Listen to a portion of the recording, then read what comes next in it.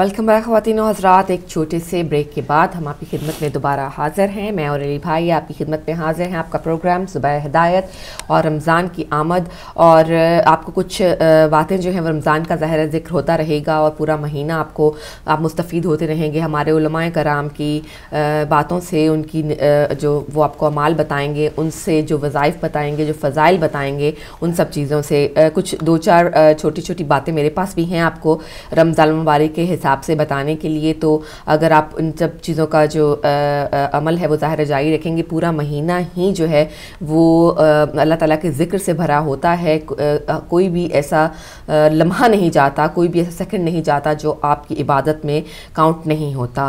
तो रमज़ान मुबारक की कुछ वज़ाइफ हैं जो मैं आपको बताना चाहती हूँ कि ला इलाहा इल्लल्लाह मुहम्मद रसूलुल्लाह, ये कलमा जो है आपको 600 मरतबा अगर आप रोज़ाना पढ़ेंगे तो अल्लाह ताला जो है आप पर रमज़ान की जो फ़जीलतें और रहमतें हैं वो मज़ीद इजाफ़ा कर देगा उनमें, आपकी जो तौफ़ीक़ात हैं उनमें। इस्तग़फ़ार पढ़ने की बहुत ही ज़्यादा अहमियत है रमज़ान के महीने में। अगर आप अस्तग़फ़िरुल्लाहुल अज़ीम व अतूबु अलैहि का वर्द करते रहें, बल्कि इसको रोज़ाना 6 मरतबा पढ़ने की अपनी रूटीन 600 मरतबा पढ़ने की अपनी रूटीन बना लें तो आपके जो दिल को भी इससे बहुत करार मिलेगा और आपको ये भी एहसास रहेगा कि परवरदिगार आलम हमारी जो गुनाह हैं उनको माफ़ फरमा रहा है और आप इसको महसूस कर सकेंगे। महबूब रब्बिल जलाल साहिब जो साहिब शहनशाह खुशो खसाल सुल्तान श्री मुकाल पेकिरे हुस्न जमाल हज़रत मोहम्मद मुस्तफ़ा सल्लल्लाहु अलैहि वसल्लम में कहा कि इन्हें फरमाया कि इन महीने में 4 बातों की कसरत करो। इनमें से 2 ऐसी हैं जिनके ज़रिए तुम अपने रब अज़ीम को राज़ी करोगे और बकिया 2 से तुम्हें बेनियाजी नहीं। बस वो 2 बातें जिनके ज़रिए तुम अपने रब को राज़ी करोगे वो ये हैं कलमा तैयबा और इस्तग़फ़ार करना, जबकि वो 2 बातें जिनसे तुम्हें बेनियाजी नहीं वो ये हैं अल्लाह ताला से जन्नत तलब करना और जहन्नम से अल्लाह की पनाह तलब करना। माह रमज़ान के जो रोज़े हैं वो हर मुसलमान आकिल व बालिग पर फ़र्ज़ हैं जब तक कि कोई शरई उज़्र ना हो। और अल्लाह ताला कुरान पाक में साफ साफ खोल के फरमाता है कि ए ईमान वालो, तुम पर रोज़े फ़र्ज़ किए गए जैसे अगली उम्मतों पर फ़र्ज़ हुए थे कि तुम्हें परहेज़गारी मिले।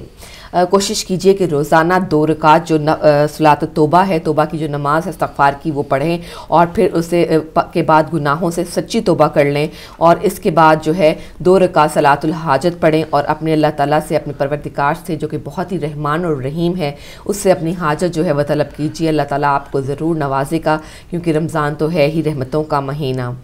रोज़ाना 1200 मरतबा आप जो है वो 1200 मरतबा दरूद पाक का जो वर्द कीजिए। बहुत ही मुबारक है, बहुत ही फजीलत का हामिल है ये, और कोशिश कीजिए कि आप 1200 मरतबा मुकम्मल कर लें, वरना अगर आप जितनी तौफ़ीक आपको अल्लाह ताला फरमाता है, जितनी आपके अंदर हिम्मत है, उसके हिसाब से दरूद पाक का वर्द जो है वो जारी रखिए। एक दुआ है जिसे कहते हैं कि ये जन्नत का जो हसूल है उसको आसान बनाती है और उसको मुमकिन बनाती है। वो दुआ ये है रब्बिल्लाहि तवक्कलतु अलल्लाहि ला इलाहा इल्ला हुवा अलैहि तवक्कलतु व हुवा रब्बुल अर्शिल अज़ीम ला इलाहा इल्लल्लाहु अलियुल अज़ीम।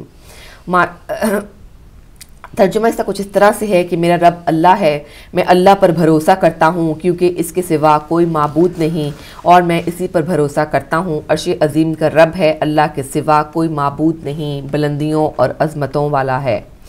ये छोटी सी एक जो आयत है, अगर आप इसको याद कर लें और आप दिन रात जो है वो इसका वर्द करें तो अल्लाह ताला आपके जो पर है ख़ास रहमत फरमाएगा और आप ख़ुद महसूस करेंगे कि आपकी जो ज़िंदगी के जो मसाइल हैं वो ख़ुद ब खुद जो हैं वो हल होते रहेंगे। और इसके अलावा सुबहान अल्लाह व बिहम्दी का वर्द करने की भी बहुत ज़्यादा अहमियत है। आप कोशिश करें कि जब आप अपने वज़ाइफ से जो है वो जो आप यानी कि जिनको आप गिन कर पढ़ते हैं या जिनकी आप काउंटिंग करते हैं, जब उनसे फ़ारिग हो जाएँ तो आप चलते फिरते उठते बैठते सुबहान अल्लाह व बिहम्दी का जो वर्द है वो करते रहें, क्योंकि ये बहुत ही अफजल कलमात हैं और ज़ुबान पर भी बहुत हल्के हैं। اور اس کے علاوہ اگر جو تسبیح فاطمہ ہے یعنی کہ 33 مرتبہ اللہ اکبر اور 34 مرتبہ اللہ اکبر، 33 مرتبہ سبحان اللہ اور 33 مرتبہ الحمدللہ آپ نے پڑھنا ہے، تو وہ جو ہے اگر آپ لیٹ کر پڑھیں تو اس کے بعد آپ کے لیے روزہ اللہ تعالیٰ آسان کر دیتا ہے، اور اللہ تعالیٰ آپ کے اوپر خاص رحمت فرماتا ہے، آپ کو توفیق عطا فرماتا ہے کہ آپ بغیر کسی پریشانی کے اور بغیر کسی تکلیف کے جو ہے وہ روزے کو اپنے کو انجام تک پہنچا سکیں۔ اور جبکہ جو ہے اس کے بعد روزہ جو ہے وہ آپ جیسا کہ جانتے ہیں کہ روزہ ہمارے پر فرض کر دیے گئے ہیں۔ اگر آپ پہلا عشرہ رحمت ہوتا ہے، 10 دن جو پہلے ہیں وہ رحمت کے ہوتے ہیں، اگر آپ یہ دعا پڑھتے رہیں، اٹھتے بیٹھتے، چلتے پھرتے، ڈرائیو کرتے، کھانا بناتے، اپنے کام کرتے، کیونکہ پڑھنا بالکل بھی مشکل نہیں ہے، تو اللہ تعالیٰ آپ کی مغفرت فرما دے گا۔ دعا کچھ اس طرح سے ہے، اللہم اغفر ورحم وانت خیر الراحمین، اے اللہ مجھے بخش دے، مجھ پر رحم فرما اور تو سب سے بہتر رحم کرنے والا ہے۔ یہ پہلا عشرہ جو ہے وہ رحمت کا کہا جاتا ہے، اور دوسرا عشرہ جو ہے وہ مغفرت کا ہے۔ اس میں آپ استغفر اللہ ربی من کل ذنب واتوب الیہ کا ورد کیجئے، یہ دعا پڑھتے رہیں، اللہ تعالیٰ آپ کے گناہوں کو بخش دے گا۔ اس کا ترجمہ کچھ اس طرح سے ہے کہ اے اللہ میرے گناہوں کو بخش دے اور میری توبہ کو قبول فرما لے۔ تیسرا عشرہ کہا جاتا ہے نجات کا، اس میں آپ اللہم انکا عفو تحب العفو فاعف عنی، جس کا مطلب ہے اللہ تو معاف کرنے والا ہے، معاف کرنے کو پسند کرتا ہے، بس مجھے معاف فرما دے۔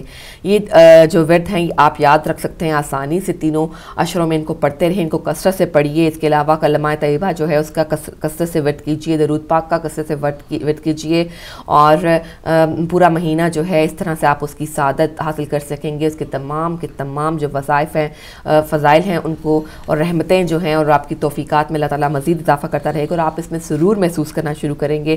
جب پہلے 1-2 دن جو ہے وہ آپ کو ہو سکتا ہے کہ یہ تھوڑا زبان پر چڑھنے میں کچھ ٹائم لگے، لیکن جب ایک دفعہ آپ اس کے عادی ہو جاتے ہیں تو آپ کے دل کو سکون ملتا ہے، اور بے شک جو دلوں کا سکون ہے وہ اللہ کے ذکر میں ہی پوشیدہ ہے۔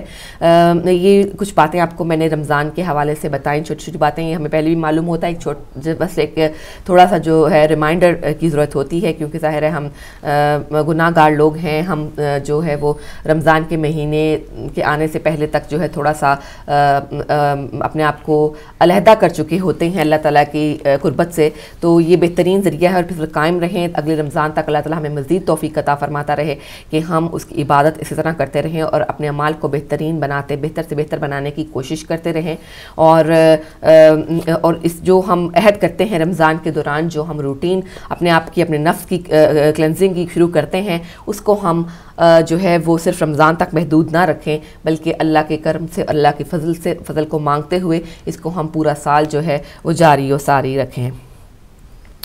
جی، تو یہ آج آپ کو کچھ رمضان کے حوالے سے باتیں بتائیں۔ ہم مزید رمضان کے بارے میں، روزوں کے متعلق، ان کی افادیت، ان کی فضیلت کے متعلق، اور ان کی جو ہماری صحت ہے اس کے حوالے سے روزے کی اہمیت کے متعلق بات کرتے رہیں گے۔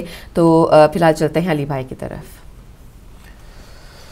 بہت ہی جو ہے وہ آپ نے خوبصورت گفتگو فرمائی، اور ناظرین اسی کے ساتھ جو ہے وہ آمد ماہ مبارک کے سلسلے میں ہمارے ساتھ گفتگو فرمانے کے لیے ایران کے شہر مقدسہ القم سے ایڈیٹر ان چیف نیوز نور قبلہ مولانا سید عبدالحسین موسوی ہمارے ساتھ ٹیلی فون لائن پر موجود ہیں۔ آپ کو خوش آمدید کہتے ہیں اور آپ کی خدمت میں سلام عرض کرتے ہیں۔ السلام علیکم ورحمۃ اللہ۔ وعلیکم السلام ورحمۃ اللہ۔ قبلہ، جیسے کہ اب آمد ہے یہاں پر، اور کل یہاں پر پہلا جو ہے وہ روزہ ہوگا، تو آمد استقبال ماہ مبارک کے اوپر ہم چاہتے ہیں کہ آپ اس کے اوپر تھوڑی روشنی ڈالیں ہمارے سامعین و ناظرین کے لیے۔ جی شکریہ۔ بسم اللہ الرحمن الرحیم۔ یا ایھا الذین آمنوا کتب علیکم الصیام۔ یہ مبارک مہینہ جسے اللہ سبحانہ تعالیٰ کا دسترخوان کہا گیا ہے، ماشاءاللہ، کہ جناب امام رضا علیہ السلام سے منقول جو روایت ہے ائمہ اطہار سے، کہ وہ حضرت علی علیہ السلام سے نقل کرتے ہیں کہ جو آخری خطبہ تھا پیغمبر آخر زمان کا شامانی معظم میں، تو جس میں حضور صلی اللہ علیہ وسلم نے اس پوری ماہ مبارک رمضان کی اہمیت کو بیان کیا ہوا ہے، کہ اس میں تقریباً 50 پیغامات ایسے ہیں کہ جو اس دسترخوان میں اللہ نے بچھایا ہے. اس حدیث میں ہم پڑھتے ہیں کہ رسول اللہ صلی اللہ علیہ وسلم نے خطاب کر کے کہا، اے لوگو، تمہارے گناہوں کو بخشنے کے لیے خدا کا مہینہ رحمت و برکت کے ساتھ تمہارے طرف آیا ہے. ایسا مہینہ جو کہ دوسرے تمام مہینوں پر فضیلت رکھتا ہے. اس مہینے میں روزوں کی سب سے بڑھ کر فضیلت ہے. اس مہینے کی راتیں بڑی فضیلت کی راتیں ہیں. اس مہینے کے لمحے تمام لمحات اور اوقات سے عظیم و برتر ہیں. ایسا مہینہ کہ جس نے آپ کو خدا کا مہمان بننے کا دعوت دیا ہے، اور خدا نے اس مہینے میں تمہاری تکریم کی ہے. رمضان کے مہینے میں تمہارے سانس لینے کو بھی تسبیح کرنے کے برابر ہے. یعنی دوسرے مہینے میں ہم کہیں گے سبحان اللہ، مگر اس مہینے میں جب روزہ دار صرف سانس لیتا ہے، اس کو سبحان اللہ لا الہ الا اللہ کہنے کے ثواب ملیں گے. اور اس مہینے میں تمہارا سونا بھی خدا کی عبادت ہوگی. 9 موقوف ہے عبادت. آپ اس مہینے میں سوئیں گے. اس مہینے کو کسی بھی مہینے سے کمپیئر نہیں کیا جا سکتا ہے کہ جو رسول رحمت صلی اللہ علیہ وسلم نے اس کی خصوصیات بیان کی گئی ہے کہ حتیٰ آپ کا سونا بھی اس میں عبادت ہے. اس مہینے میں تمہاری عبادت و بندگی خدا کے دربار میں قبول ہے. اس پیارے مہینے میں تمہاری دعا مستجاب ہے. صحیح نیت اور پاک دل کے ساتھ خدا سے اپنی حاجات مانگے، اور خدا سے اس مہینے میں روزہ رکھنے کی توفیق مانگو، اور قرآن کی تلاوت کرنے کی توفیق مانگو. کیونکہ اس مہینے میں اللہ کا خزانہ لوٹنا ہے. دوسرے مہینے میں ہم اگر پورا ایک ختم قرآن کریں گے، مگر اس ماہ مبارک رمضان میں ہم ایک آیت کی تلاوت کریں گے، بسم اللہ الرحمن الرحیم، قل هو اللہ احد. ایک قرآن، ختم قرآن کے ثواب حاصل ہوں گے اس مہینے میں. اور بد نصیب انسان وہ ہے جو اس مہینے میں خدا کی بخشش اور معافی کا مستحق نہ بن سکے گا. اس مہینے کی پیاس اور بھوک سے قیامت کی پیاس اور بھوک کو یاد کریں. فقیروں اور محتاجوں کو صدقہ دیں. اس مہینے میں اپنے بڑوں کا احترام کریں. چھوٹوں اور بچوں کے ساتھ محبت سے پیش آئیں. اس مہینے میں سب سے زیادہ صلہ رحم کریں. اپنی زبان کو نامناسب باتوں سے پاک رکھیں، اور جسے خدا نے حلال نہیں کیا ہے اس سے آنکھیں بچائیں، اور جو کچھ سننا حلال نہیں اسے نہ سنو. یتیموں کے ساتھ پیار و محبت کے ساتھ پیش آؤ تاکہ تمہارے یتیموں کے ساتھ محبت رکھی جائے. اور اپنے گناہوں سے توبہ کرو. نماز کے وقت اپنے دونوں ہاتھوں کو خدا کی بارگاہ میں دعا کے لیے بلند کریں، کیونکہ نماز کا لمحہ بہترین لمحہ ہے. نماز کے وقت خدا اپنے بندے پر محبت و مہربانی کی نظروں سے دیکھتا ہے. اگر نماز کے وقت خدا سے کچھ مانگے وہ عطا کرتا ہے، اور جب اس کو پکارو تو جواب دیتا ہے، لبیک کہتا ہے، اور دعا کو قبول کرتا ہے. لوگوں، رسول اللہ صلی اللہ علیہ وسلم، تمہاری جانیں تمہارے اعمال میں جگڑی ہوئی ہیں. خدا سے مغفرت کی درخواست کر کے اسے آزاد کرائے. تمہارے کندھوں پر گناہوں کا بوجھ ہے، اسے طولانی سجدہ کر کے ہلکا کرو. جان لو خدا کی قسم ہے کہ نماز گزاروں اور سجدہ کرنے والوں پر عذاب نہیں کرے گا. لوگوں، تم سے جو کوئی کسی مومن روزے دار کو افطار کرائے کسی بندے کو آزاد کرنے کے برابر ہے، اور اس طرح خدا اس کی لرزشوں سے درگزر کرے گا. ایک صحابی رسول اللہ صلی اللہ علیہ وسلم کی خدمت میں سوال کیا، اے رسول خدا صلی اللہ علیہ وسلم، ہم سبھی میں افطار دینے کی طاقت نہیں ہے اور دوسروں کو پیٹ بھر کھلا نہیں سکتے ہیں. پیغمبر صلی اللہ علیہ وسلم نے جواب میں فرمایا، خرما دانے اور تھوڑا پانی سے جہنم کی آگ کو خود سے دور کرو.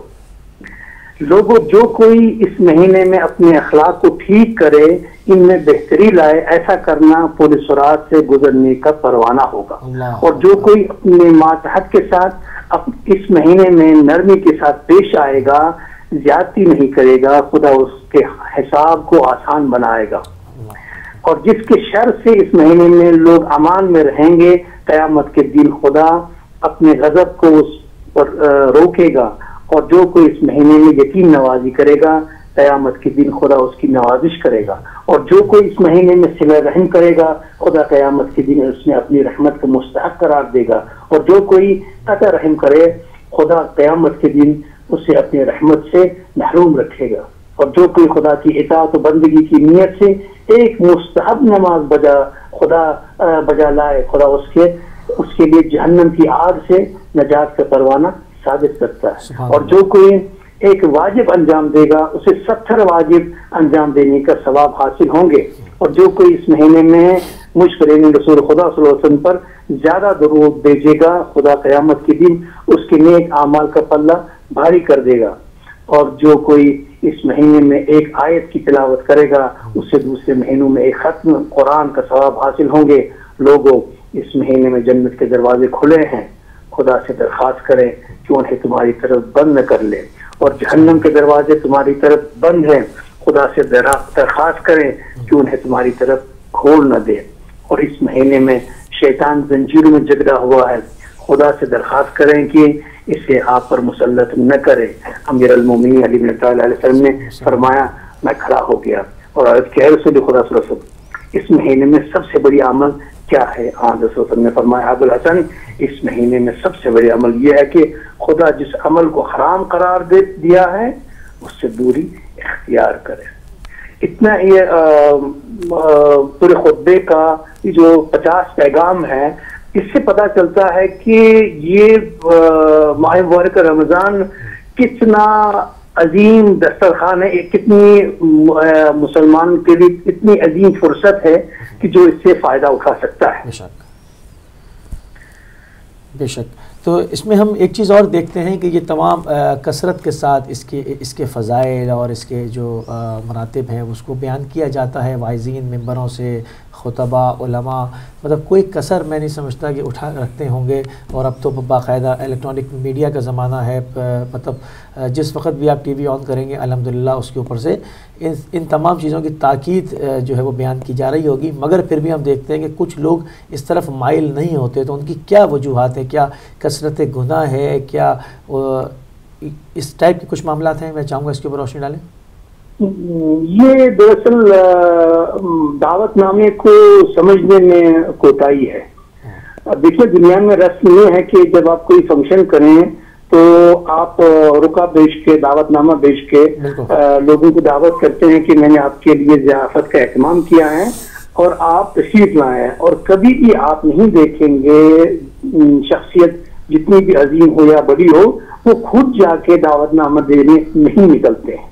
مگر یہاں ہم دیکھتے ہیں کہ خود اللہ دعوت نامہ دینے خود نکل پڑے.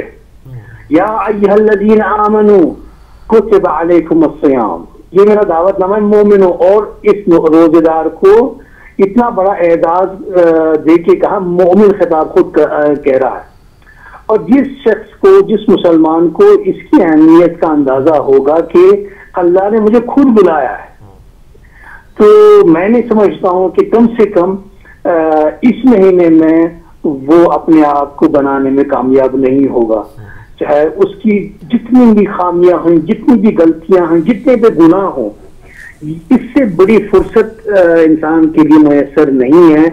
اور علماء مفسرین اس کے لیے بہت اچھی تعبیر کرتے ہیں کہ یہ اس ویکسینیشن کے مانند ہے کہ